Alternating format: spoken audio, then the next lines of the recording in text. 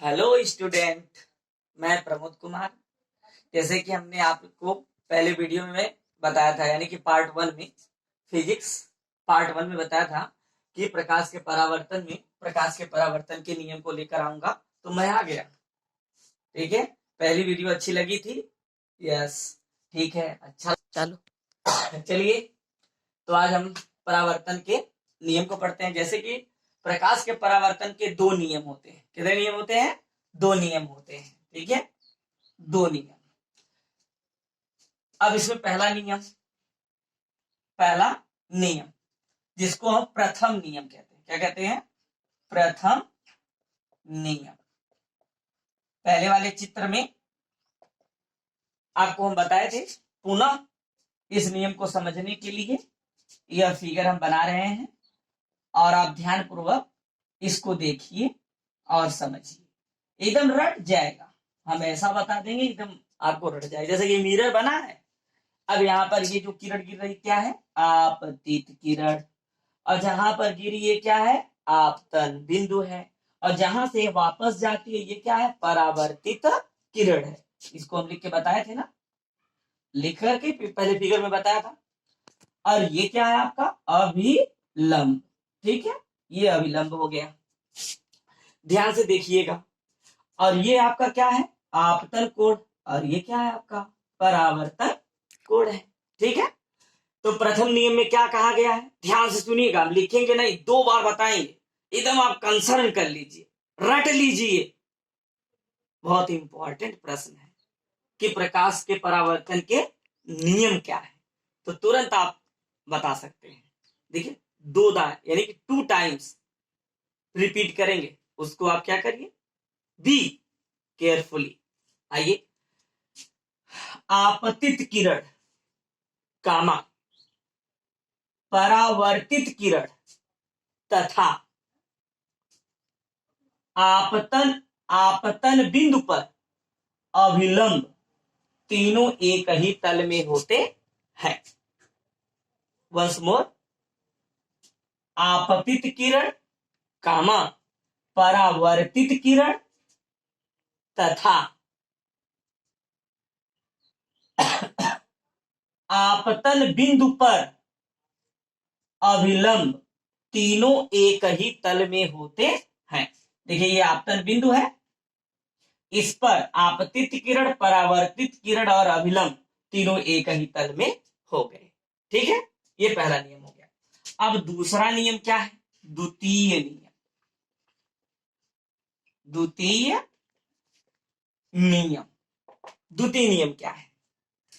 परावर्तन कोण सदैव आपतन कोण के बराबर होता है। फिर से, परावर्तन कोण सदैव आपतन कोण के बराबर होता है।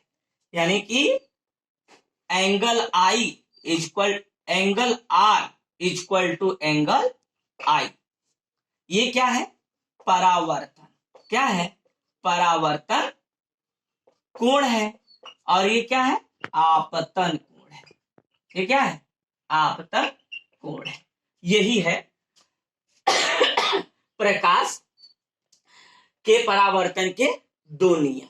ठीक है ना, इसको लर्न कर लीजिएगा, सुन करके इसे एक एक शब्द उतार लीजिएगा। ठीक है, आइए अब आपके सिलेबस के अकॉर्डिंग अब हम पढ़ेंगे गोलीय दर्पण। क्या पढ़ेंगे? गोलीय दर्पण।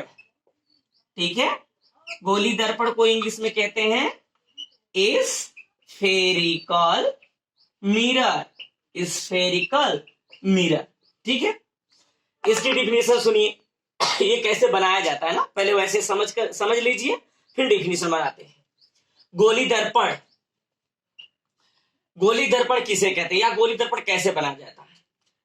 ठीक है, हम कांच ले लेते हैं एक समतल, और उसमें से एक खोखला कांच का खोखला गोला काट लेते हैं। अब काट कर, अब मान लीजिए काट दिए हैं, ठीक है, काट लिए हैं, ये खोखला हो गया। अब इसके एक तल पर, इसमें दो तल है, एक दबा हुआ और एक उभरा हुआ, दो तल है। तो दोनों तल में से किसी एक तल को आप कलई कीजिए। किसका कलई कीजिए? पारे का या फिर लाल ऑक्साइड का, लाल लाल ऑक्साइड। ठीक है, इसी का कलई करके गोली दर्पण बनाया जाता है। ठीक है, अब इसकी शुद्ध डिफिनीशन पढ़िए। वह दर्पण, ठीक है, वह दर्पण जो कांच का कटा हुआ एक खोखला गोला होता है।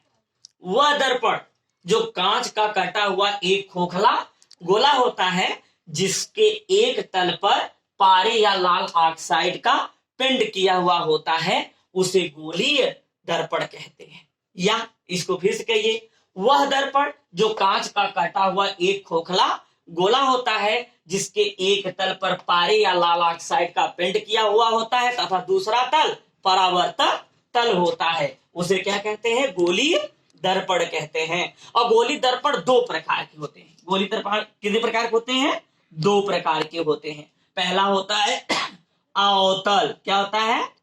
अवतल दर्पण, अवतल दर्पण। और दूसरा होता है उत्तल दर्पण, क्या होता है? उत्तल दर्पण। ठीक है, अब हम इनकी डिफिनीशन या अंग्रेजी में अगर इसको पढ़े, इसी को कहते हैं कनकेव मिरर। क्या कहते हैं? Concave mirror. और इसको कहते हैं कन्वेक्स, क्या कहते हैं? Convex mirror. ठीक है, मिरर।